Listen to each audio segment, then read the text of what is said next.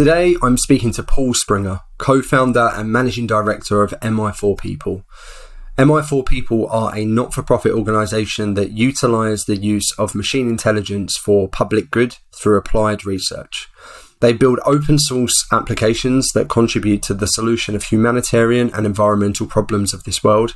And today, Paul and I dive into exactly what that is, the challenges surrounding that, and of course, how you can get involved. I hope you enjoyed this episode. Check it out. Welcome to the AI Game Changers podcast with Luke Whips.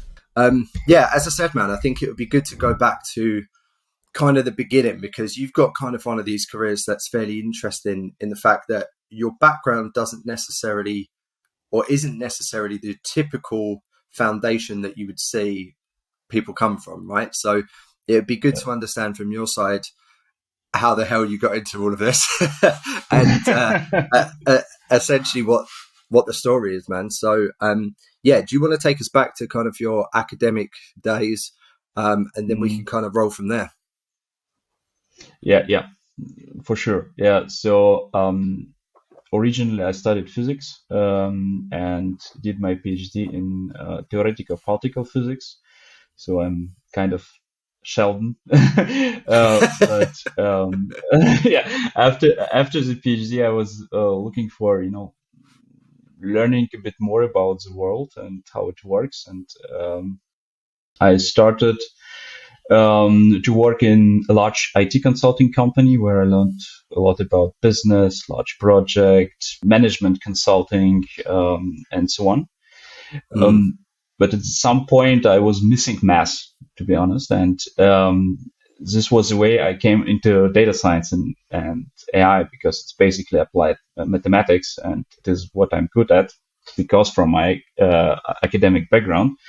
So I learned it by myself, did some courses, started practicing, and later I joined a company called VTMW. It's a German mid-sized consulting company where I basically created the AI business and built a team, and I'm currently leading it. And we are focusing on financial industry, mainly insurances. But later, Corona came, and I was like, I've never heard of that, man. What's coronavirus? As everyone. Yeah. I was sitting in the home office and was like a bit rethinking about what I'm doing, what I can do with capabilities and skills I have. And together with my mentor, Manas, we created this idea of AI helping people in need. So, by the way, we were, of course, not the first people who was thinking about this, but I think in Germany we are one of the first. And so we started to create the concept of MI4People, where we try to empower public good delivery by means of AI and other modern technologies, also like RPA, process mining, and partially blockchain. So we call it machine intelligence instead of artificial intelligence. So we try to create intelligent machines, intelligent algorithms, intelligent applications that can help people in need or disadvantaged people. Maybe a group of people who nobody else will care about because there is maybe no business model to build around it.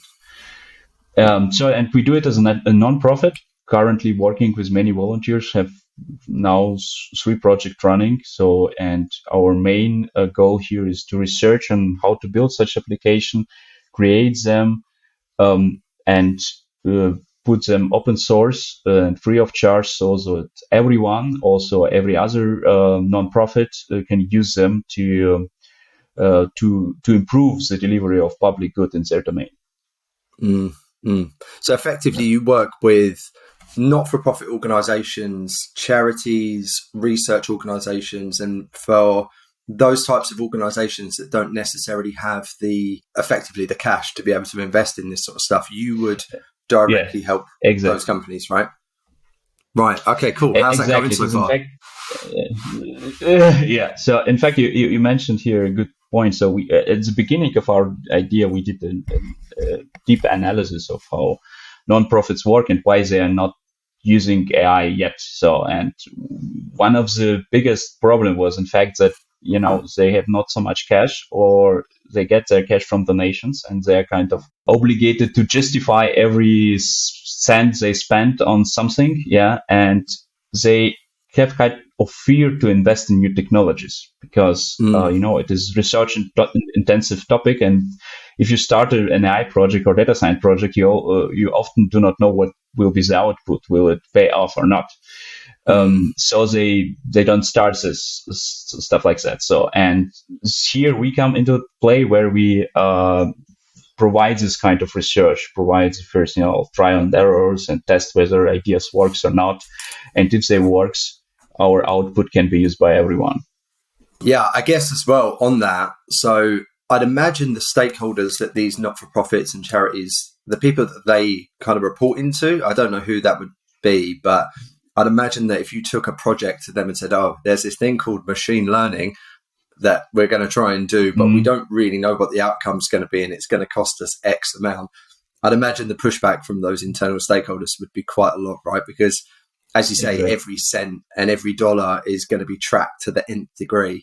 So, for these organizations that could get real benefit from that sort of stuff, it must be very difficult to get any kind of go ahead to run projects like that, right? Because as we know, ML and AI is such a nuanced, like kind of black boxy kind of topic, right? So who do they even get the sign off from? Like, how does it work from a kind of commercial sense on their side?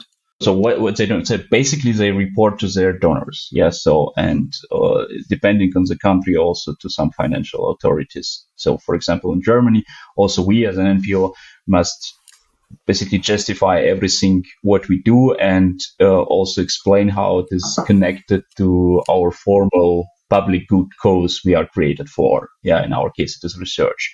So, for example, small NPOs that, let's say, is fighting hunger in some particular area, let's say in Africa. Yeah. So they are kind of obligated to justify everything they're doing to tax authorities, and if the connection between what they're doing and their cause, so the cost of existing, isn't obvious, so it's kind of could be problematic. So in the worst case, it could even lose the license, NPO license. So and people in authorities are often not so educated on AI and how this can be applied, what can it do. So if this small NPO starts to spend a lot of money in the research, so they're kind of missing their legal foundation, so to say. So, and it is where we help. Yeah. So when we have already a kind of product where they can start with and directly deliver public good through our applications in their domain, then it is much easier to justify. Gotcha. Right. That makes sense. Tax authorities. Yes. So, and another point is, of course, donors. So, so people, if they spend money, they often want to see direct impact. So, all these programs where you say, okay, you donate 50 cents and it is a meal for a child somewhere in developing world. Yeah. So it is like you see very direct impact. And of course, such measures are extremely important, but we also need additional measures that, kind of trying to help it to solve, not just, ease the situation of people, but try to solve this. And it is usually a kind of long-term project where the impact of your donation is not directly obvious. Yeah. Mm-hmm. And in such long-term projects, it is exactly where AI usually can help. Yeah, so, for example, fighting hunger. We have, in fact, a project where we develop a system that should help fight hunger through delivery of soil quality information to small farmers in developing world, so that they can increase their yield and do not destroy their soil. But, it's something where it is not so like extremely directly, obviously it's not so directly obvious what your money will produce for impact. Yeah, so it's a bit more abstract, and it is a bit more difficult to convince people to spend money on it. Yeah. Right, I bet. Yeah. So it is an additional problem why people do not hear. Cool. So, I mean, you've touched on one of the use cases that you just mentioned about. So can you give us, I mean, this is probably a bit of a double-edged sword, right? So can you give us an overview of how you kick projects off? Like, how does that process look for you and the clients that you work with or the organizations that you work with? And then B, can you outline effectively the use cases that you guys are working on now and what you're trying to achieve with those businesses that those organizations that you're currently working with? Like, what does that all look like? How does it start? Give us the detail. So the general process of how we collaborate or how we generate use cases, it's in fact very we have various channels, so to say, to do so. Sometimes use cases come from organizations. Yeah, sometimes they come from private people, and we think about them, go to organization and check whether it makes sense, and in fact it makes sense. Yeah. Sometimes the very first use case we created by ourselves because never knew us before. Yeah. So and we needed to start with something. So there are kind of various ways to create use cases. And in fact, the best way is just talk to people, and not only to experts, but also to potential donors or people from AI area. They sometimes make thoughts about what could I do with all my skills that could improve the world a little bit, and then they generate use cases. So we check these use cases, try to understand them deeply, and evaluate whether it makes sense, and whether it is technically feasible, And if it is so, then we kick off a project. We are working with volunteers, so basically with the experts from industry, so people who have deep knowledge of the technical topic, but also domain experts. We also are working with a lot of students. Sometimes they have a little bit more time for it. And then we have this is like a team of people with various backgrounds, various skills, and we just start to work together in an agile manner. Because we are working with volunteers, people cannot spend like 40 hours a week on this. So it is rather like between a couple of hours and maybe 10 hours a week. But because our volunteers are extremely motivated and have also great skills, the work is done quite fast. So, it's basically the way we are working. So I'm kind of I will not say I supervise the project. I'm on the enabler side, so to say. Basically, the teams are working in self-organizing manner, and it's basically true agile. They solve the problems by themselves because they are domain and technical experts. And from MI4People side, it is like we try to enable them to do so, like providing computing power, providing connections to experts they need, finding new volunteers if somebody must step out, stuff like that, help with distribution, with making the results public, and so on. So it's the general way we work, and currently we have 3 big projects running. So one I already mentioned, it is about prediction or estimation of soil quality factors in developing countries based on satellite data and images. In fact, it works. So I was surprised that it works, but it works in fact. And at least, of course, as always, with some kind of accuracy. So it's not perfect, but it works.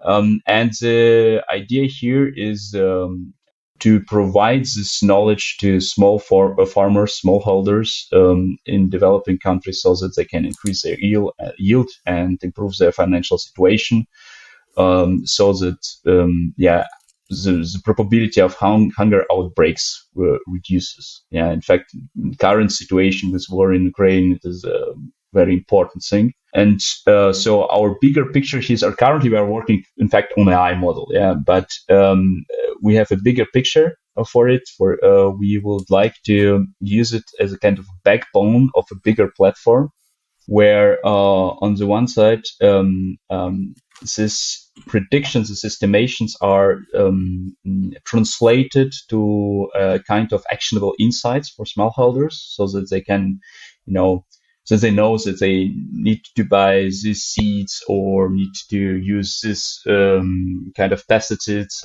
or something like that.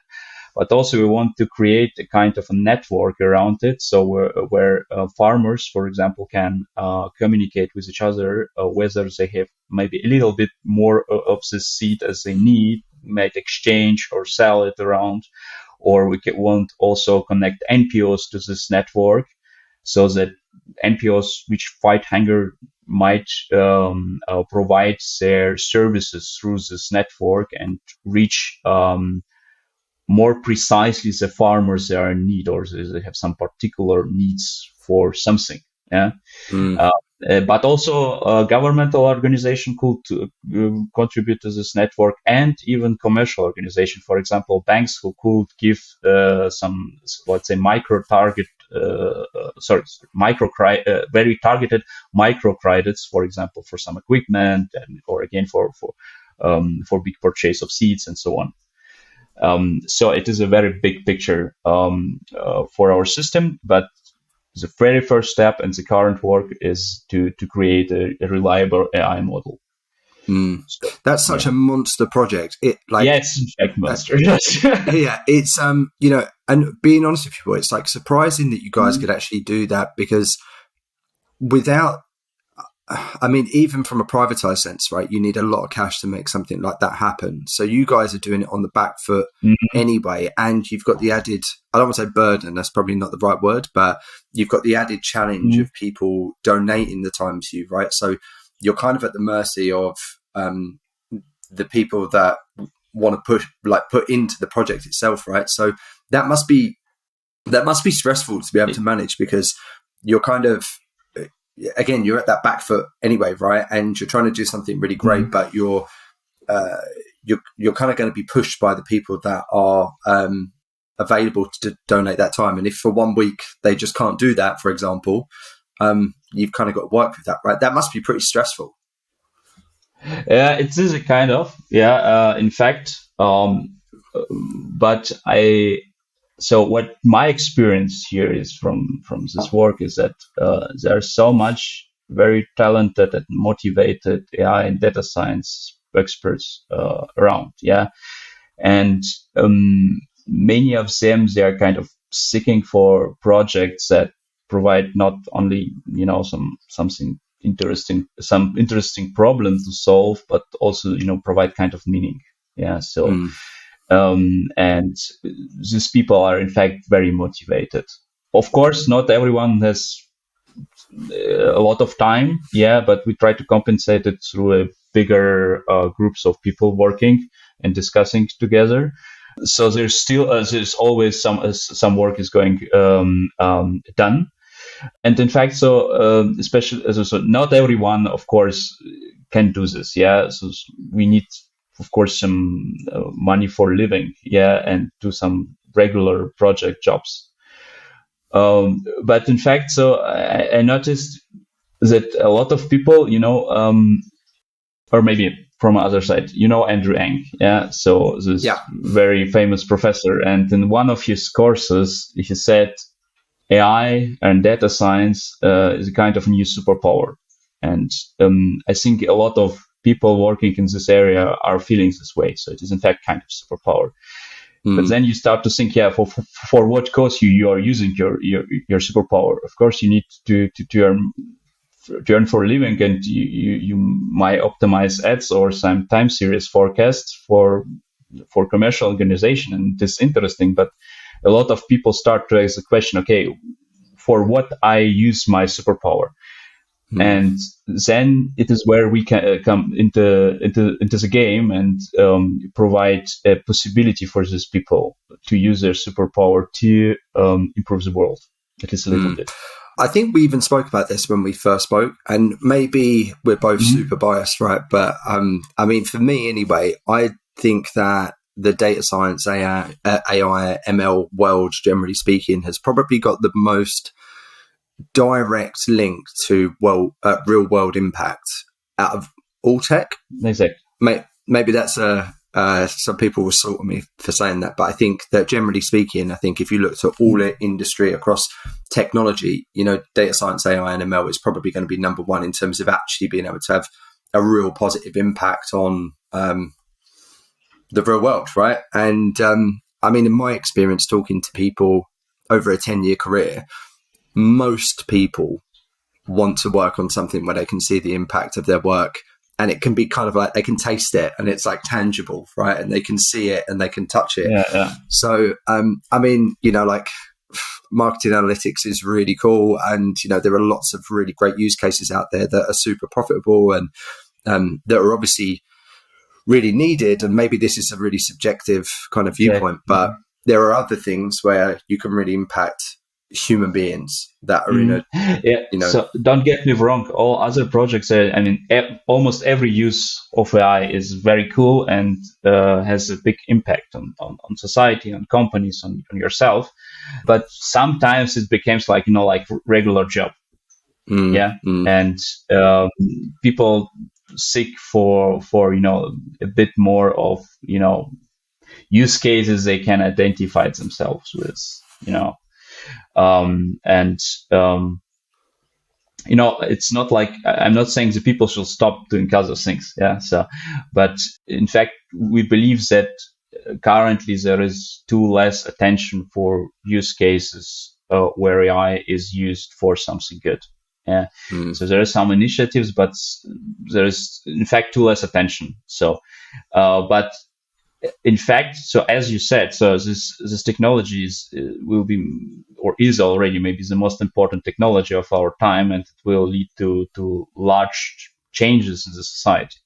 So it is a kind of similar to industrial revolution we had some 100 years ago. Now, in my point of view, we have kind of AI revolution.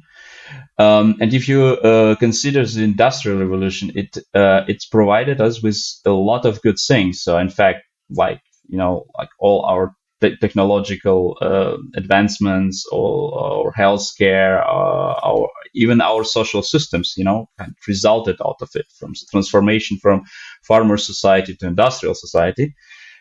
So it is what we have now. It's really great, but the transformation process was a kind of hard, there were a lot of wars enabled by technology, by industrial technology, like the world wars basically were not possible without the industrial revolution. There was a lot of worker exploitation, hunger, very chaotic urbanization, and so on and so on. So there was a lot of problems on this way. So now, of course, I cannot, or nobody can look into the future, but learning from this experience, we are starting with a new big revolution. So, and I believe it will have even larger impact on the society as industrial revolution had.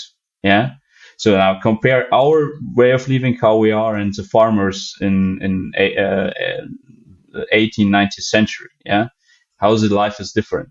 So the same or even bigger difference will probably be there in 50 or 100 years. And we will need a big transformation process to this new society.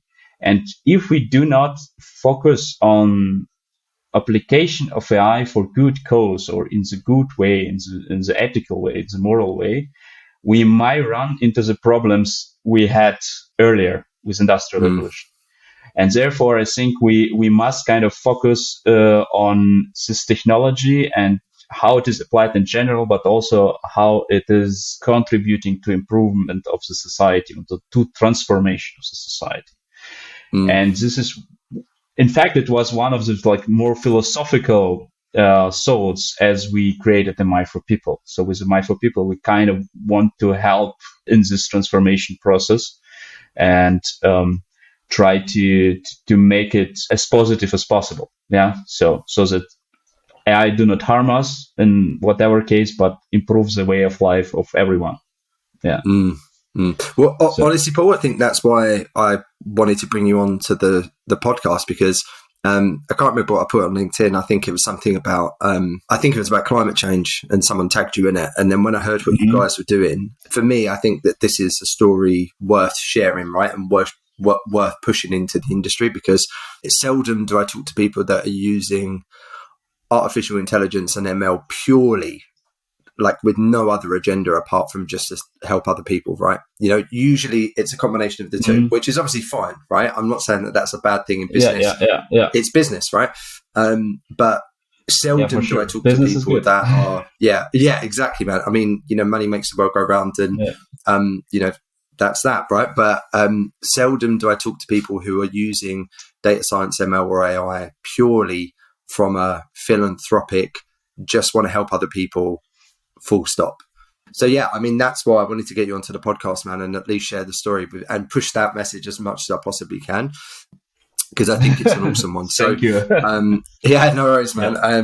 But so I mean, I guess what's the kind of vision then? Because and how long have you guys been kind of operating for now? Because it's fairly new, right? So where are you now compared to where you want to be in, let's say, I don't know, 5 years? Maybe that's a bit too long, right? But let's say 2 years, actually.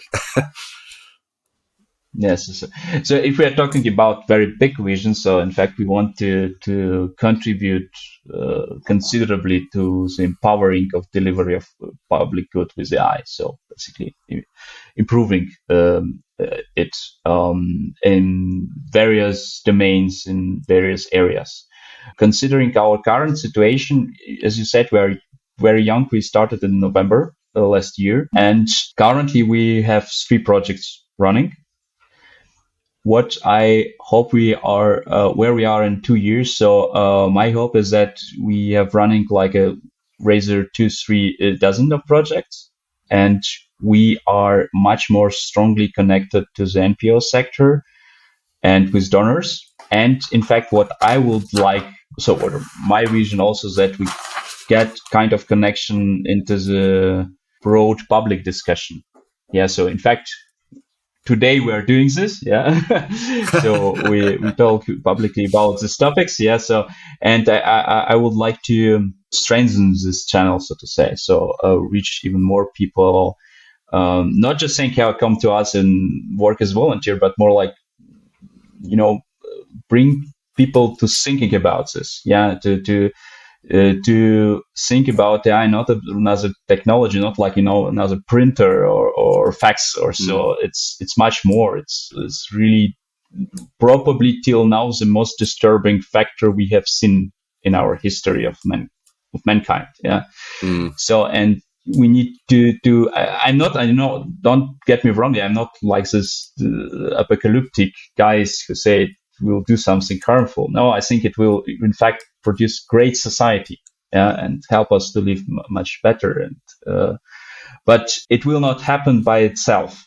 So we need to act to use the power of this technology for improving our world.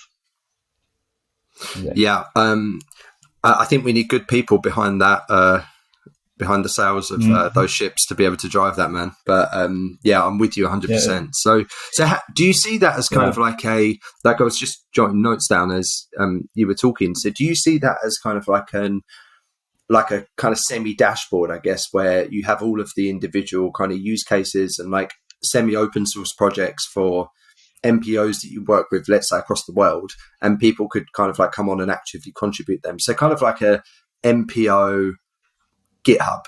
Does that make sense? Okay.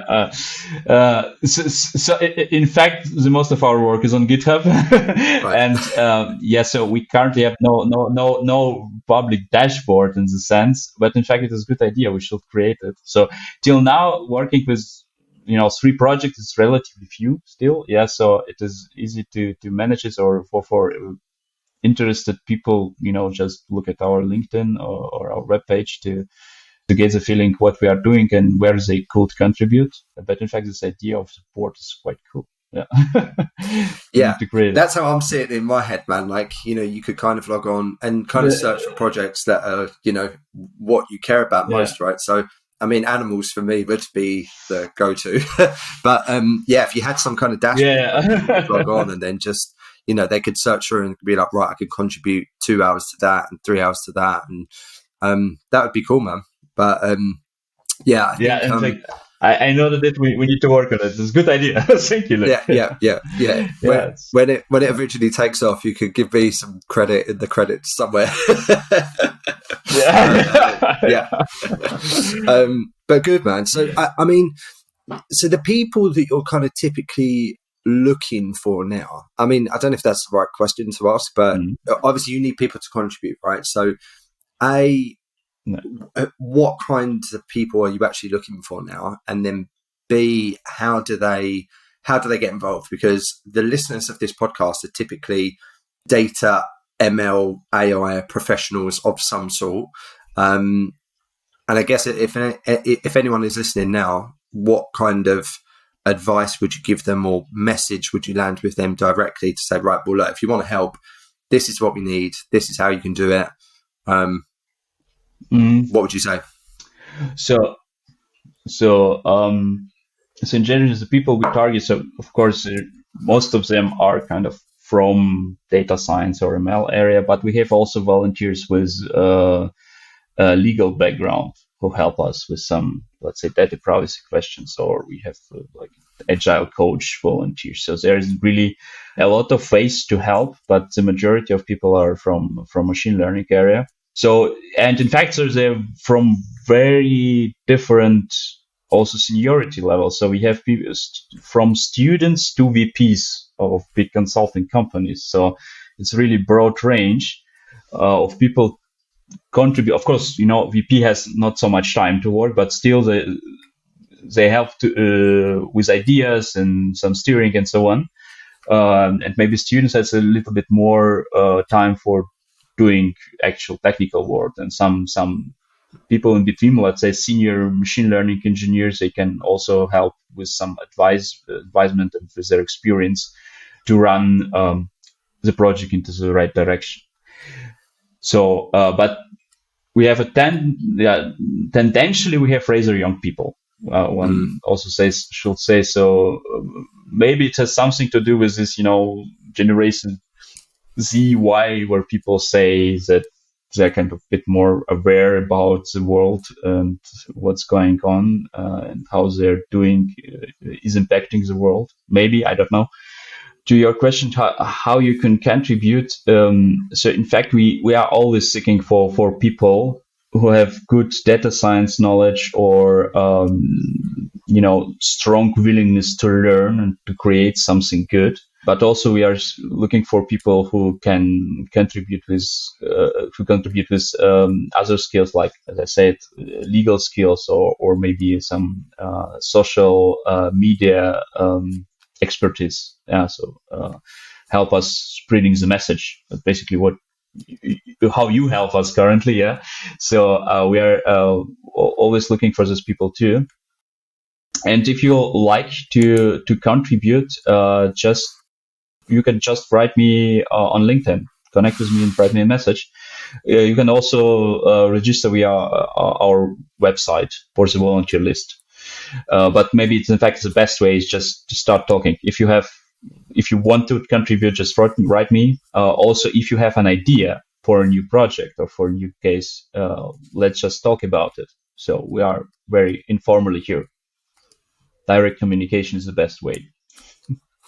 Cool, man.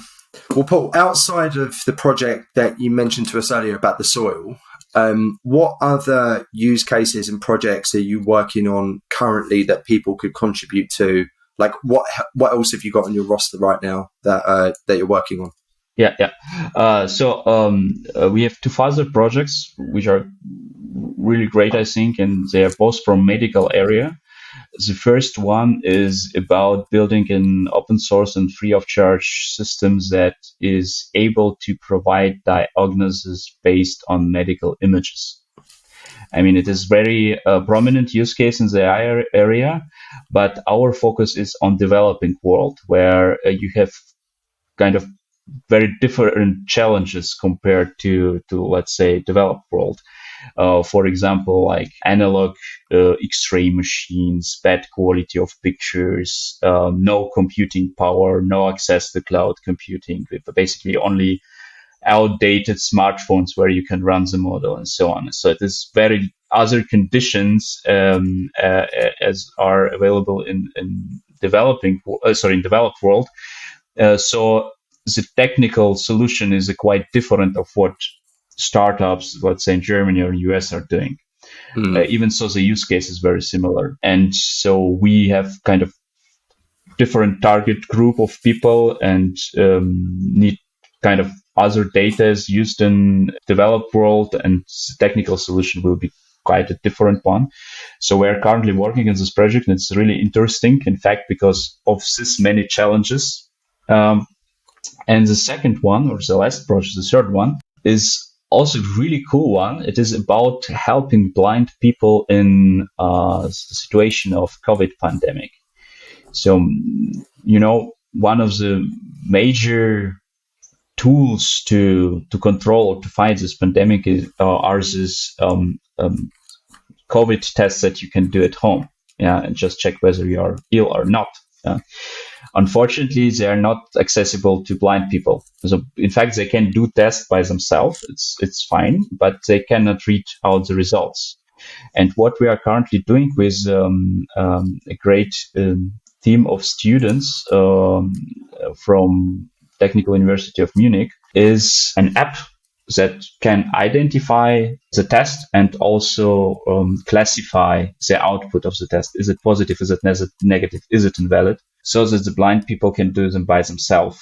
So that the usability of this test is increased, and these people are kind of more secure side, and are also more integrated in these prevention measures of the pandemic. And in fact, the students who started the project, they started it outside of MI4People, and they created their first prototype. It's, by the way, one of the way how to start to work with us. So they did it by themselves in one hackathon. Yeah. But then they were looking for, kind of organizational framework, how to keep it running, how to improve it, how to get resources, how to get access to news to further people who can contribute to the project. And they recently joined MI4People and are running this separate project called CoVision under our umbrella. So, and it is a really great one, by the way, extremely motivated team. I love them. And I think we will be, or I hope we will be ready with it before the next wave will start in autumn. Awesome, man.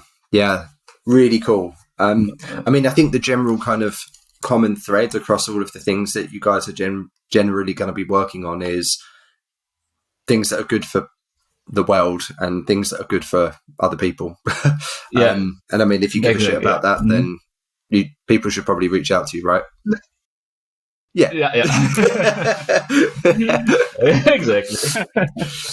Cool. Well, Paul, look, honestly, thank you so much for your time today. And it's been an absolute pleasure to have you on the podcast. And honestly, as I say, I hope that this message can reach, even if it's just one extra person that can come and help you, then I think it's definitely valuable and definitely worthwhile us doing this. So, honestly, man, thank you so much for your time. And thank you also for being my guinea pig on the first video podcast, man. So I appreciate that a lot. No problem, Luke. And it is thank you from my side for your help, for allowing us or me being on your platform and have a chance to spread this message. So thank you very, very much.